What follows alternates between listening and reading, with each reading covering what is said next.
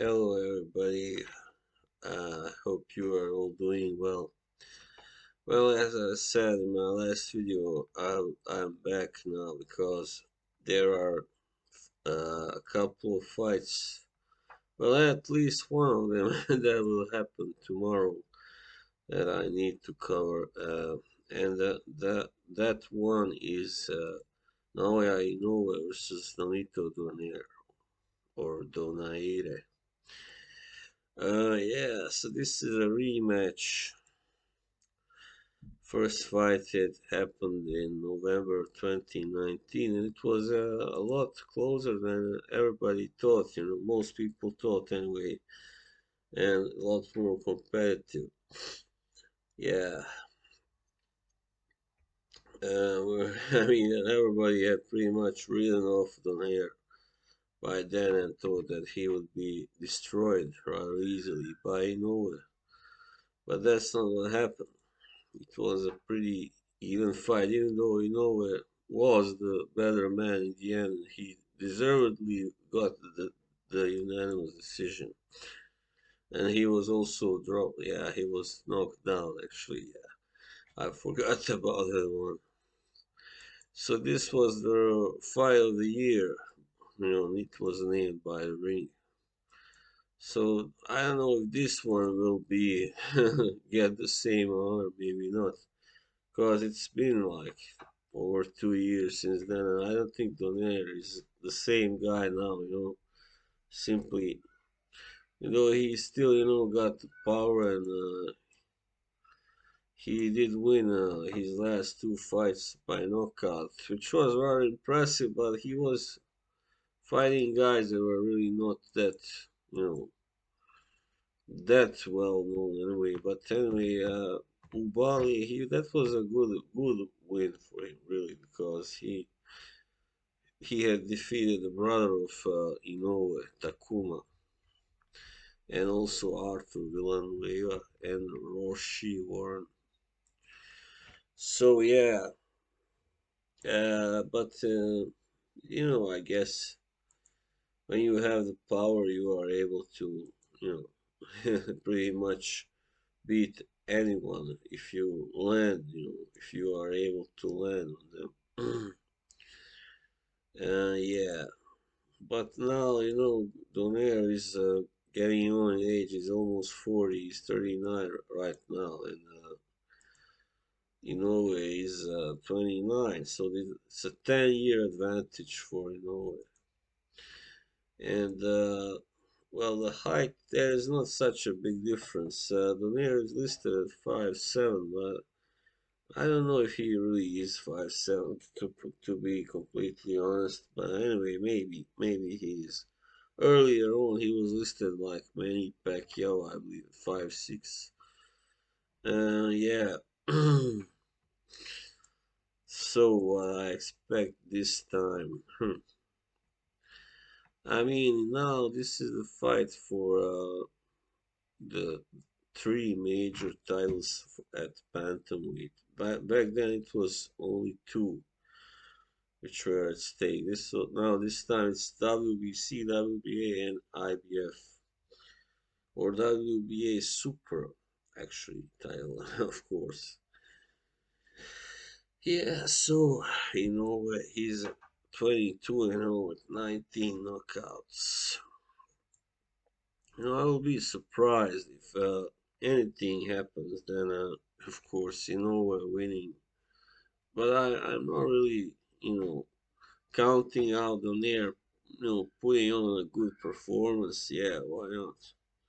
It can well happen. But the chances of him winning are pretty slim, even slimmer than last time. And last time he might have had a little bigger chance actually, but he didn't. It turned out, but he wasn't able to beat. I don't know if there is anybody out there in these classes at bantamweight who is able to, to beat simply. Because the man is just a menace, simply put, and he is what he is, right? He He's a big puncher and simply all all around, fighter, simply, yeah. So what I expect, I think actually he may stop Donaire this time. Yeah, I do think so. Because now he knows, Donaire better as a fighter. He's been in there against him before, and now he knows what he has to do better, and how to adapt against him and all that. Fight even better than last time. And the Donaire can only hope to, land another big shot and get Inoue out of there. But that's no, of course, not gonna be easy at all. Right, right. So I think Inoue will stop Donaire like in maybe eighth round, something like that, even, or maybe eighth, ninth, or tenth, even perhaps. All right. There are just a couple more fights I want to say something about. The brother of Inoue is also fighting, but that's a Japanese level fight. Yeah, so we got on Saturday Trevor Bryan versus Daniel Dubois. That's a rather good fight on paper. I mean, Trevor Bryan is like the most anonymous champion probably, especially heavyweight champion today. And I was like, who is this guy? When I discovered he actually held the WBA title, I couldn't believe it, because I never heard of him. I never seen anybody discuss him on forums or on a podcast or anywhere, So, yeah. Huh. Let's see. He is 32 years of age, 6'4", 79-inch reach. He's got 22 wins, 15 knockouts, no losses or draws. Draws.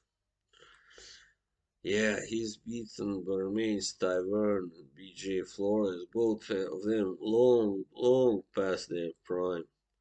And he won the WBA title against Stiverne. Then he actually fought to a split decision against a total unknown called Jonathan Guidry or Guidry. I don't know how they pronounce it. So, I really don't expect anything from this guy. And Daniel Dubois, of course,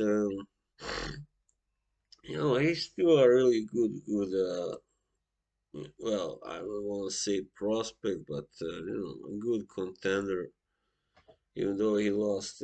But that loss to Joyce, as I once said, I'm sure before, it was more down to him not being able to put away Joyce, because that's how he wins. He wins by knocking him out. Dubois, and yeah, and he was just also jabbed into submission by a bigger man, taller man. But this time I don't see him really having any problems against Trevor Bryan. I think he will simply, beat him down or knock him out. It can happen anytime, really, between the first and I don't know. I don't think it will go past six, probably, really. But if it does, it will not go much past it anyway, far past. Because, he's knocked out Bogdan Dino, a really big guy, in 2 rounds, and yeah, he stopped several others in 1 round, two. Dubois is simply a really hard hitter and just a strong guy who is very able, as an offensive fighter. He doesn't have much of a defense, obviously, because then he would have won against Joyce, but he doesn't have to against this guy. So I think he will win pretty easily. and it may even happen early, as I said. But we'll see. Anyway, I think I expect like fifth, sixth round, maybe stoppage, or fourth even. I don't know, for Daniel Dubois.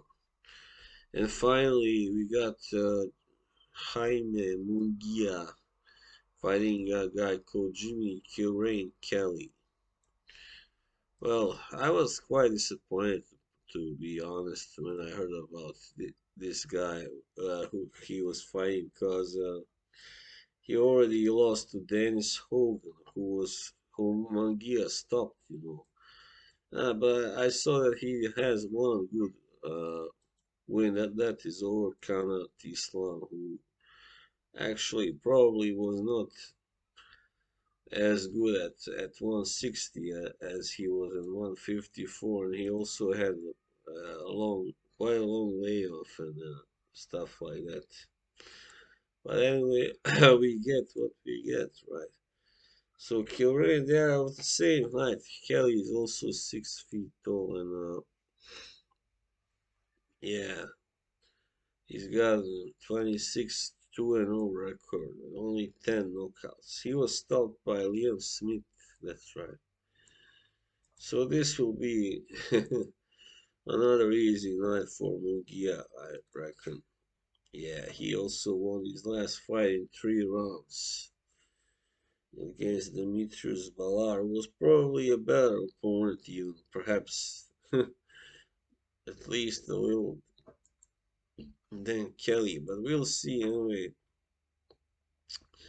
I sincerely hope that after this he will finally get a bigger fight, a better opponent, because he really needs that. He's like, with this win, he'll be 40 and 0. And now he hasn't fought anybody. I mean, except for Spike O'Sullivan, he hasn't fought anybody, or and Gabriel Rosado at the 160 actually. So anyway, Rosado was already on the slide, you might say.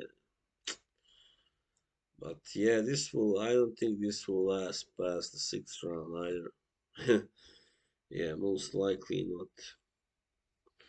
All right, so that will be all for this time. Thank you all for watching, following me, and tune in to watch me talk to Joshua Brewer and on Sundays at Streamyard. See you. Bye bye.